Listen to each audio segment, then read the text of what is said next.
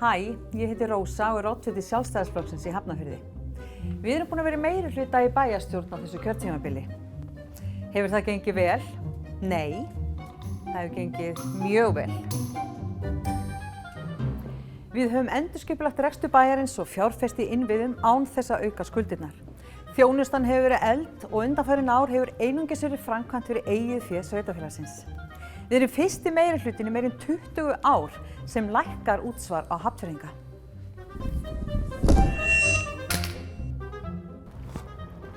Við höfum lækkað fasteignaskatt á eldri borgara. Við hófum byggingu á nýju hjúkrunarheimili hér við Sólvang. Við gerðumst heilsueflandi bær, meðal annars fyrir eldri borgara.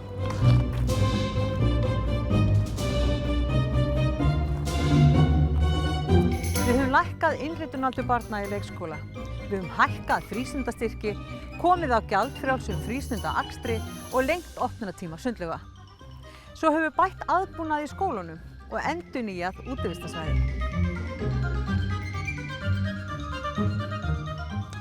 Hafnarfjörður er alltaf að verða betri og betri bær til að búa í og ánægja íbúana eykst með hverju árinu. Sjálfstæðisflokkurinn hefur verið leiðandi í þessum breytingum. Ef við ekki bara halda þessu áfram.